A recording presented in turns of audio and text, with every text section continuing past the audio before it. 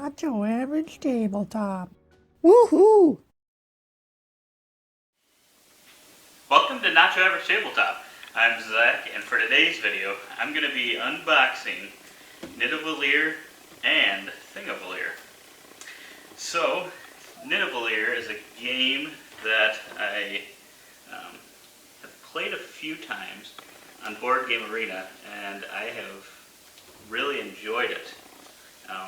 If you watched our top 50 games of all time, I know it made the list. I don't remember what number it was, but I know it made it because I've just really enjoyed my few plays of it. For my birthday, I ended up getting this and Thingvellir. I know you can. I believe it's available for you to add this expansion on Board Game Arena to play along with it, but I don't believe I have. So this was definitely one that I wanted a physical copy of after I got done playing it on Board Game Arena. It's one I wanted to have in the collection. Made one of my top games that I wanted to own list. Ooh, so this is still going to be a little bit of a shock to me because I still feel like I haven't played it enough to kind of know everything in the game.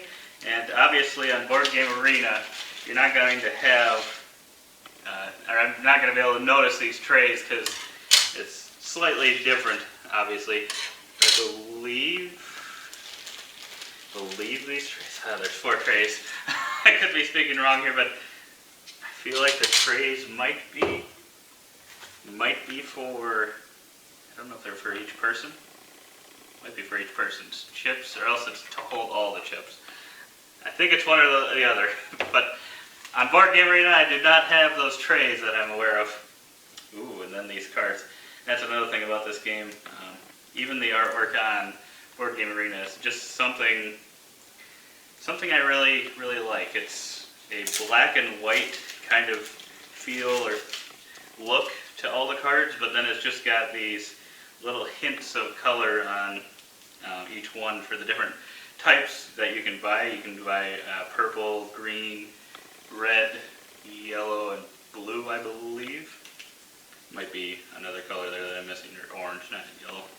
But yeah, I just like how there's that little dash of color in there. There's just something about that is just really nice. And the cards are pretty good quality, and they're also pretty decent size. I believe haven't played with playing cards recently enough, but I feel like they're just slightly smaller than a normal deck of playing cards, but they're pretty close. Yeah, they're great quality for sure. Oh, and then there's these bonus cards that I'm probably going to have to actually look up now to see who gets those, because on Board Game Arena it kind of just does that automatically, so you sort of know, or I'm sure some people that play it know because they've actually read into these things and know what ones are kind of the ones that are looking to use that game or obtain that game. But I just have kind of played for fun to see what I can do with it, and I've just really enjoyed the almost simpleness to the game. It's not simple, but it's not like a brain burner, but it still feels quite satisfying from my experiences so far. And we got the green color. Yeah, these are all really nice. I like the artwork on them as well. Pretty good. I don't know. I'm trying to think if it reminds me of any artwork. It's not really like anything else that I can think that I have, but I just really enjoy it. And then we got I believe it's heroes. I don't remember if that's the correct word for it or not, but I believe they're the heroes that you can obtain when you get a full set of each of the colors, which is another one of my favorite parts of the game, because sometimes you're able to complete a set, and then you can buy a hero that helps you complete another set because it may give you a color that you needed another one of, which is really cool how that kind of combos together. It's probably one of my favorite parts about the game. And we've got the rule book here, which is actually seems quite long for how somewhat simple it is. So we got a 24-page rule book, but yeah, it looks like it's several pages of explaining the heroes a little bit. And we got a glossary in the back. Yeah, and just a few of the other things. But it looks like it gives some pretty good examples on things, so for sure if I forgot anything or if anything's not clear, it looks like it'll be really easy to figure out how it's played and how it's all supposed to work. And it looks like these are used to hold the hero cards, which that makes sense. Hero cards and then the bonus cards that you can obtain. So yeah, pretty nice.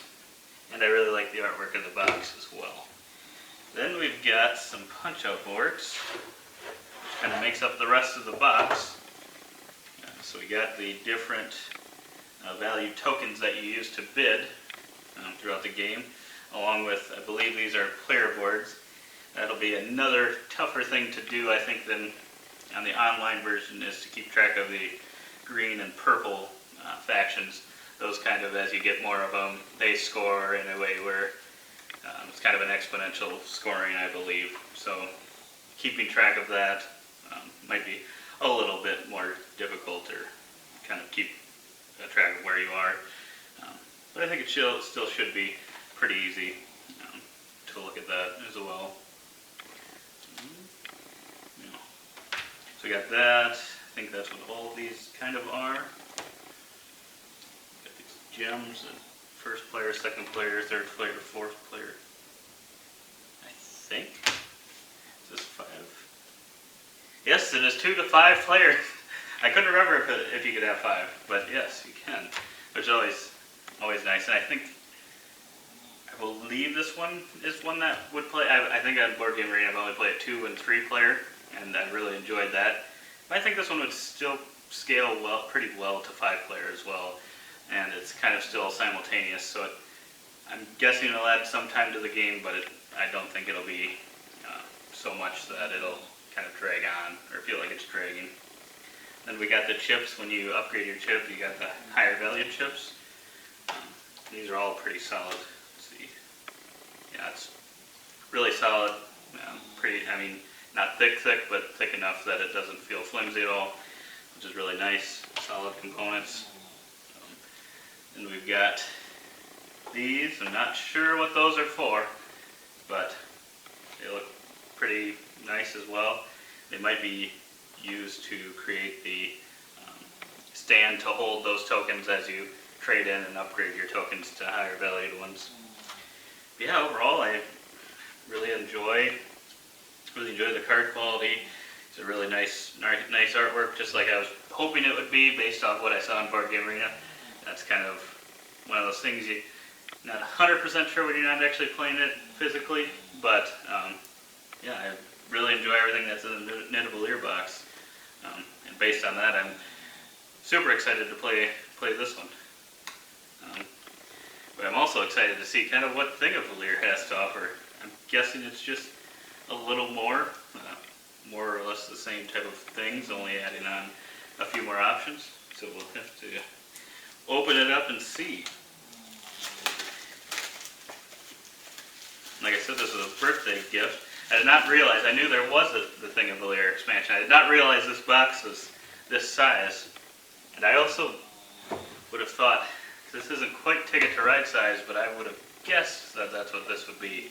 So it's a little surprising to me, actually, that the sizes on these boxes. Not that they're bad, I think it's actually pretty well sized. It's still a nice square box, which sometimes when you get the funky shapes is when I kind of maybe like or dislike the box, kind of based on how it fits into the collection.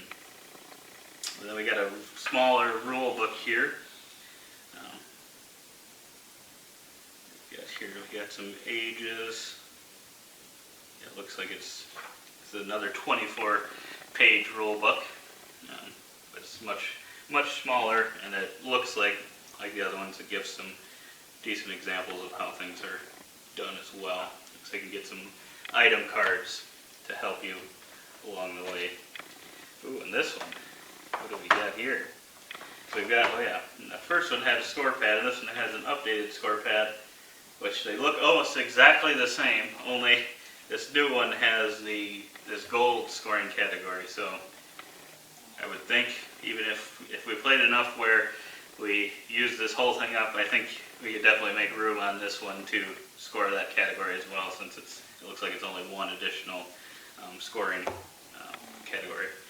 So there's not much else. I mean, there's this scoring pad. There's this one punch out, which has these different pictures or different small square cardboard pieces, 2 for each different color, and then we've got this little hog-looking creature banner thing. I'm not sure what that is or what that'll be used for. And then we've got, looks like some additional cards here. So it's nice when they have that opening on them. Makes it easier to open the cards right up. These ones are same type of quality as the other ones. Let's see here. So these ones, okay. So yeah, it looks like the backs of these ones kind of have, yeah, they have different backs for all of them. I think these are also all different backs, so I think you'll be able to tell. Oh yeah, and they've got that wild boar pig thing up on the top corner, so you'll be able to separate these out, it looks like, as well. So if you're not wanting to play with it, then you can. It looks like you can easily take them out and identify them, which is nice. And I like how that color, that golden color, looks on there as well. But ooh, these are. I didn't even notice that these look really good because they got two colors, which is actually really nice. Those must be, maybe those are some additional heroes. Not sure on that. Then it looks like we've got some item cards, which all have really, really nice artwork, and they've got a little kind of gold aura around them. I guess this one's got more of a blue one, but most of them have like a gold kind of thing coming off them, which I really, really like that artwork. It's really a unique artwork that I am really, really digging. So what do we got? Fafnir Belligear. I probably shouldn't even try to pronounce any of these things. I probably wouldn't even know Nidavellir if it wasn't for the Avengers movie, Avengers Infinity War, with Thor going there with all his buddies. Yeah, it looks like it's a bunch of the kind of Viking type words, or the Nordic type words, I should say. And it looks like we have some additional here. Oh, I know this one. I can pronounce this one, I think. Mjolnir! It's probably the only one that I know, but I'm guessing these are all probably in Norse mythology. I'm guessing these are all kind of things that you would probably find in that. So that's kind of the feeling I get from this game. But yeah, these might be some additional heroes as well. So yeah, it looks like it adds a few more, and then some player aids, which I always love player aids in games, especially if the game's simple enough to where, you know, just having that player aid almost helps you set up and just refreshes your mind on how to play something. I'm not sure if that's the case here, but I always like having that available. But other than that, that's everything in Nidavellir and Thingvellir. Not too much more in Thingvellir, but looks like it should add a few more different scoring things, which I'm really looking forward to trying, because I have not yet been able to try that one online. But I've really enjoyed every play that I've had of it on Board Game Arena, so I'm definitely looking forward to getting this one to the table and just having the physical feeling of playing a game. I think I personally enjoy that just slightly better than Board Game Arena, but I would definitely highly recommend trying this one out there if you have not, or if you were thinking about it. I would definitely pull the trigger on that, because I think this is a solid game that you should definitely try out. Other than that, if you have any questions on the game or have anything specific, definitely leave a comment below. Otherwise, I will see you next time, and don't forget to keep on nibbling.